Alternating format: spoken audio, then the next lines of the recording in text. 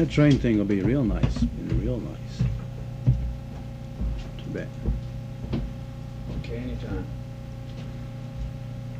This picture was taken here at Fort Apache, right along about 1900s or 1890s.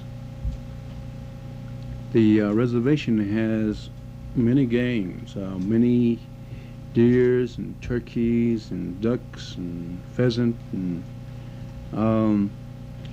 the scouts would go out with the soldiers and kill lots of deer and turkey. And we have a Velasquez here who is a scout, and then we also have a gentleman here called Chicken.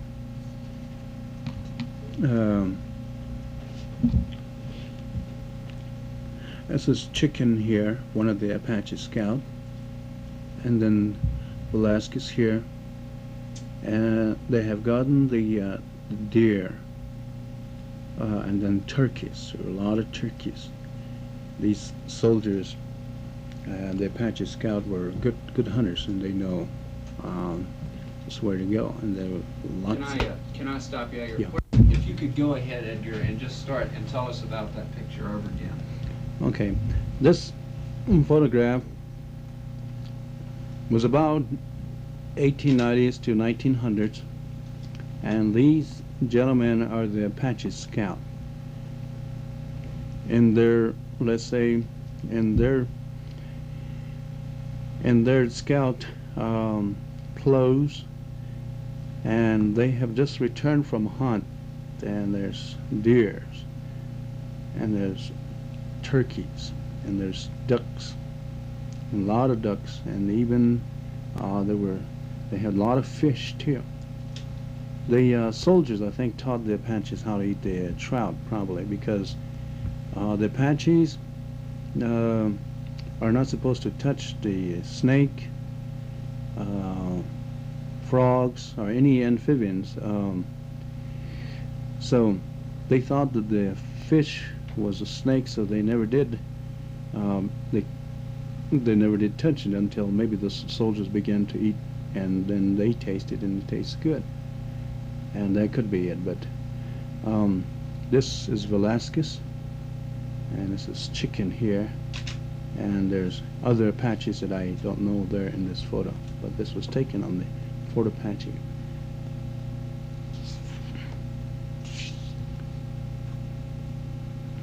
This is a photograph taken here at Fort Apache. This is one of the old barracks, and then they have a cellar down in the barracks, and then these are the Apache girls.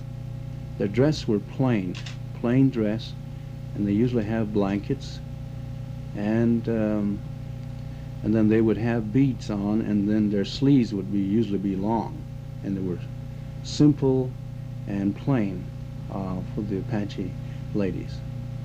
And then we have one of the soldiers here, like the soldiers in World War I there.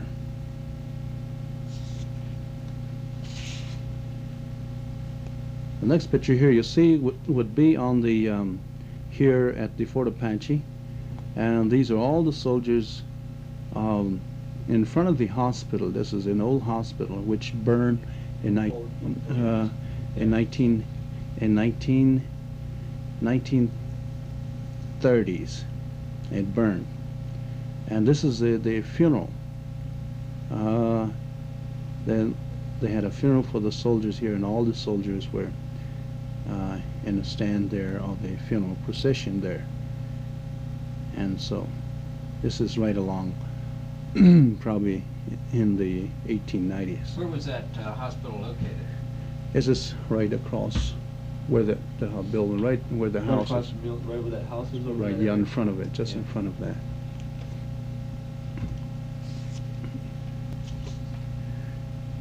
And then here, as the soldiers camp out here, in the background you see these are the barns. There were 4 barns here for the soldiers, for the cavalry. This is a stable, their horses, where they put their horses. And they put their horses in. these tents are like these soldiers were, I guess, were trained here before they left for Philippine Islands, and so they came here at Fort Apache. Are some of those barns still standing, or are they all been torn down now? These barns are still standing here. Okay, those are the ones over across the road. Yes, those are across the road. Please back this way a little bit. Tilt, yeah, this way, there you go. Yeah, Right that's there. good. About at that angle, that way the glare will. And then, of course, these are the soldiers, and then also the cellar, and then the barracks. And this is what we have there. We're rehabilitate the barracks here at Fort Apache, and we'll open it sometime in the near future. Now, when was that picture taken? Well, I'll say in the 1900s. In the 1900s, and it looked like they got scalped themselves. No hair.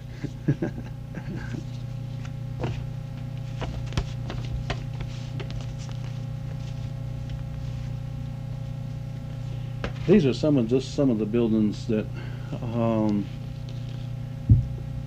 that were on the place here at Fort Apache. The stable, the grain building, the cavalry here at Fort Apache. This also was about in the 1890s. And this is also the posts, non-commissioned staff quarters. This is also in the 1890s. And also we have the guardhouse. The guardhouse is still here, and it doesn't look like this anymore because most of the windows are sealed. And they claim that they had Geronimo was placed prison here one time, but he got out and made his own key and got out. And this is the hospital here. It was a beautiful hospital, just right across from us here. And I wish that we would have made that into a museum. That'd been a real nice place.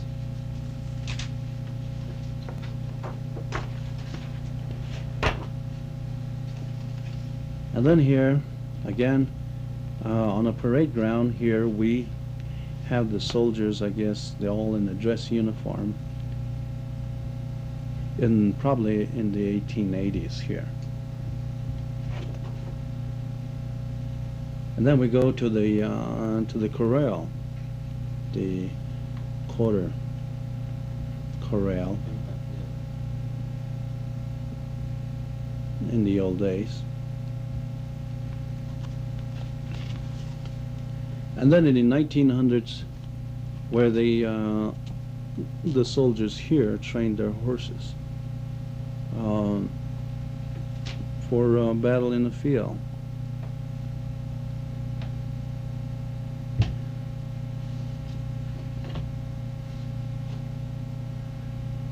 And this building here, where we are having the culture center here, this was built about 1871, so this is an old building.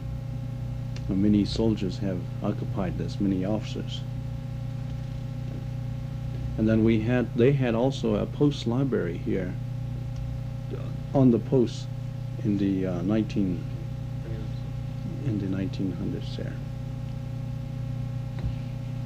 And then we had the Apache Scout Camp, just the outskirt of the post, east of our place here, and the Apache Scout lived there, and they were volunteer, and so they lived pretty close to the soldiers, because the soldiers always had the like exchange or commissaries and what have you that they shared, and then also they worked with the soldiers there. The Apache many years ago brought in hay. They cut hay for the soldiers, and the all along the Apaches brought in on their donkey or wagon, and then they waited, and then they paid the Apache. We were late. Here's some more picture of the where they gathering all the hay. The Apaches here, Fort Apache, bringing all the hay, and they would pay them so much. We also have a cemetery here.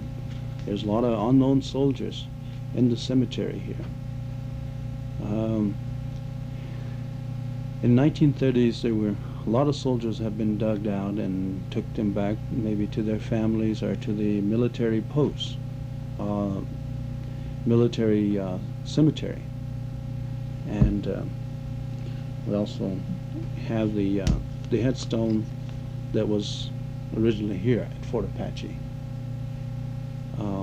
that went to Santa Fe, and that we brought it back here at the Culture Center for the monument here.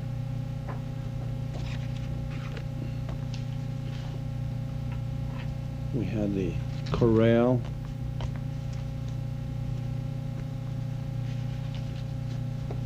And then here's a picture of the Fort Apache when all the soldiers. You turn that around and look at this. They have a picket fence, white fence. No big bear? No big barricade here. Just a little white fence here. This way I have the white fence around our place because of that.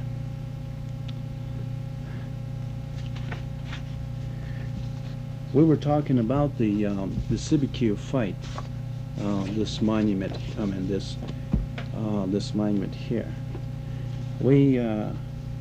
I went there with some of the historians, and we went to CBQ. And this is up to date.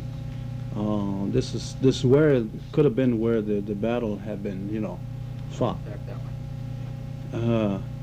On this field, we found a lot of things, such as the artifacts of the casing, the bullets, the axe, and then the bit. A lot of people would tell that the medicine man, his head was chopped off by an axe, and but we found a lot of things there, a lot of interesting things. This is where I found that V17. Oh, the thing you showed me? Yes, Yeah. the tag, Yeah. the dog tag. For the Apaches, I found it at the same place too. And there was an interesting finding there. And this is how the Fort Apache looks today. Do you want to show that too? Well, I think we'll Okay. take some pictures All right. outside of that. We can drive around. All right.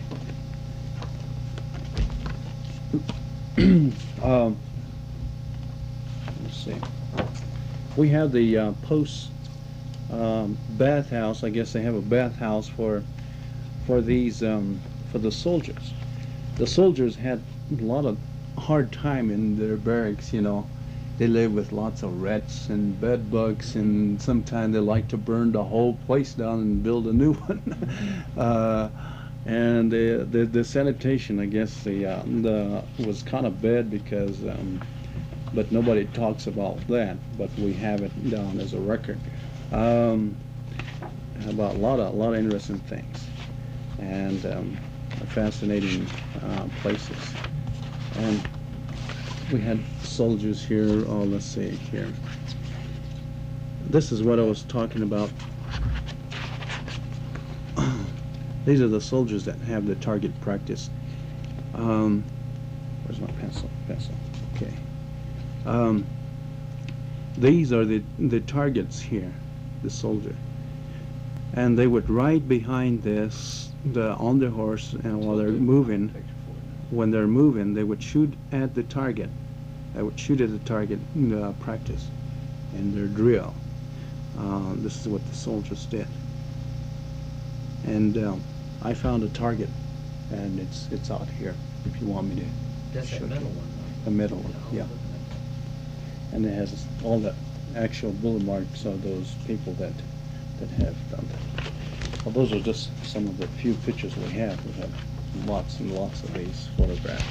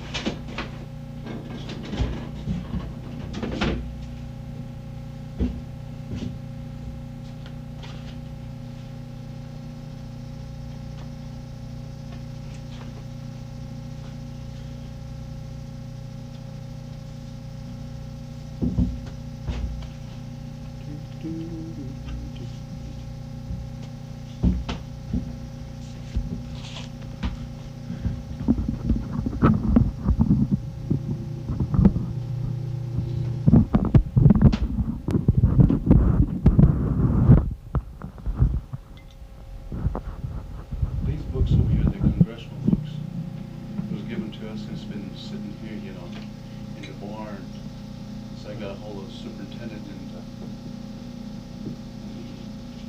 donated. On the pole here,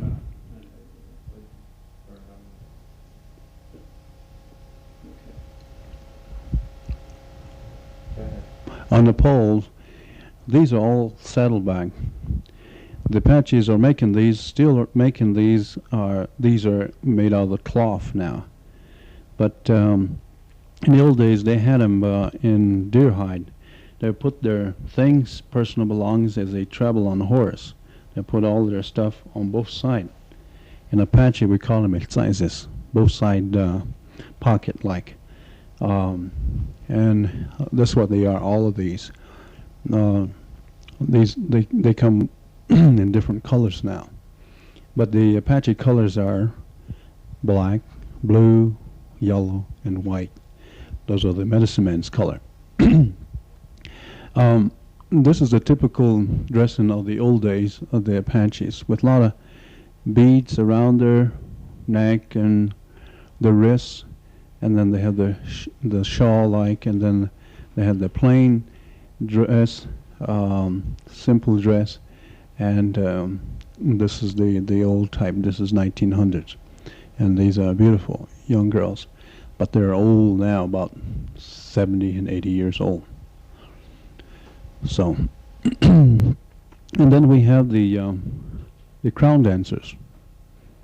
Their Apaches are famous for the White Mountain Spirit Dance, and they there's a story about the crown dance, a legend, a boy who turned into a mountain spirit dance. He went in a cave, and it was forbidden for him to go in there, but he heard this strange sound, and then there he was caught in the spirit, and he turned into the mountain spirit dance.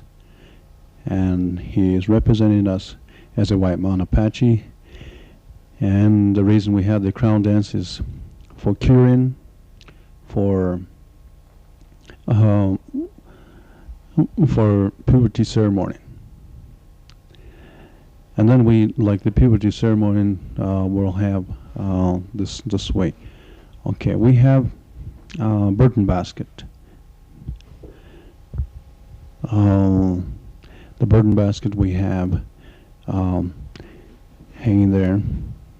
It's usually woven in the winter time, and the Apache use it to gather nuts, walnut, and all kinds of their personal belongings they put on a horse and travel on it. And it's a lady's job, and they do a lot of work with ladies. Talking about ladies, we have cradle boards up there. They would have their babies tied in there. These are materials now that cloth, cotton, or sometimes like canvas, a little tougher so it won't tear as the baby are tucked inside with a blanket. They usually have a heavy blanket on the back, and then they put a blanket over and then tie the baby down, and they carry them. They usually have a strap behind them to carry them on their back, and all that loop, they put it around the horse, the saddle horn, and then they travel that way for many years. And the Apache is still using it, and some they're still carrying their babies in it. You want to go into that room, or what's this? What's in that room there? Let's go ahead and walk. Go ahead. Okay.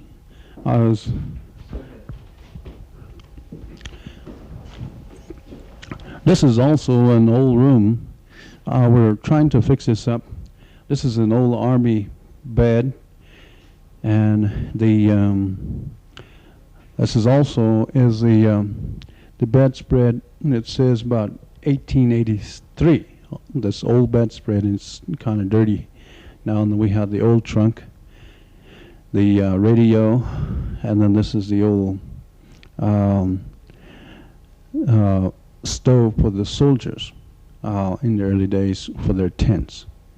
And this is one of the old places too. And then there's also an old flag that was given to Fort Apache by the Ghost Patrol from California.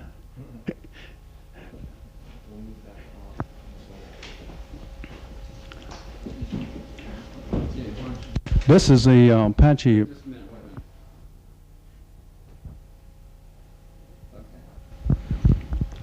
a minute. This is the Apache basket. These are the old ones here. Beautiful designs. And we bought some and it was donated to us also. And this burden basket. This old tooth was donated to us by Colonel Warfield. And he donated a lot of things to us. And then these are the pitch burden basket. This was made recently, but this is how it's woven first, like this. And then they would apply pinion pitch. They would heat the pinion pitch, and they would have a stick or cloth on it, and then they would apply it to the basket like this, around while it is still hot. And then they would press it with their hands, providing that they have cold water right beside them, so they stick their hands in the water and then press against them, so that they won't stick to their fingers. And then they would do that inside. They would pour it inside also, and they will juggle it around and until they all becomes even. And then we have also Apache fiddle. We have Apache bow, and I'll show you a better one probably in my office. Is that a musical instrument? Yes. That's what the Apache.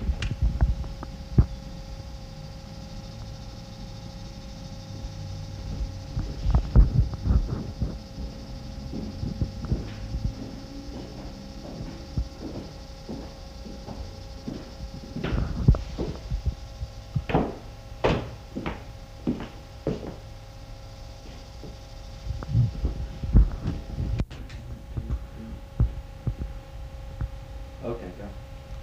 This is Apache violin. The wood is made out of, I guess, the century plant, and it's hollow.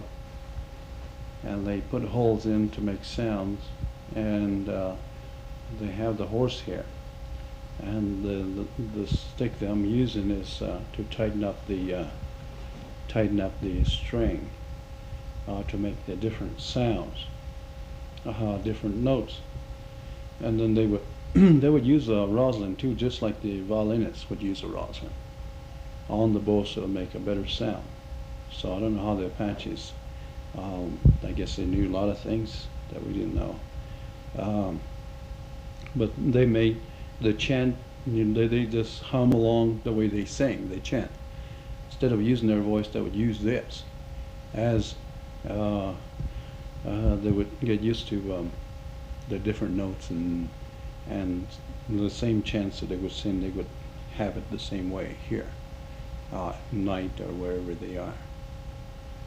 And so this was done from people from CBQ, and they painted, and we bought it from them. What kind of wood is that? It's made out of? Century plank, stock of wood. Now you say that no one plays this anymore? They don't play this at any ceremonies? No ceremonies. This is just pleasure, just like almost like a guitar or a violin, like you're sitting out on a ranch and sing. Just play. And the Apaches, when they're out by themselves, they play this, and even the medicine men play. Well, was it styled after the regular fiddle? I mean, it's not an older instrument, or is it? Does it go way back? It goes way back. It goes way back, and they even have a flute too. The Apaches have a flute from the bamboo that they use, just like these prehistoric people. Like they had that flute with holes in them too.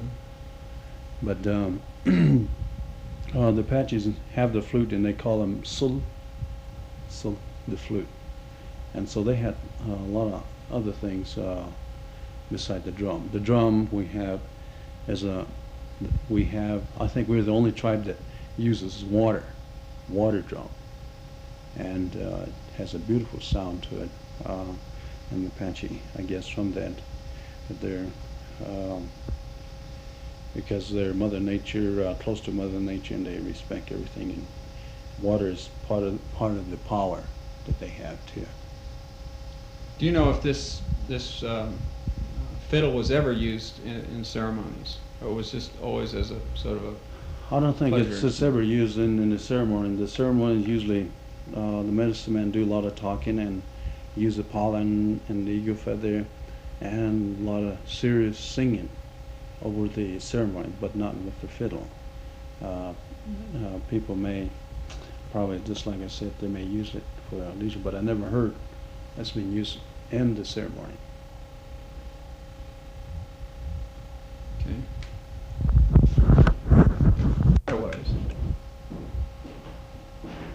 Is that in focus? Mm-hmm.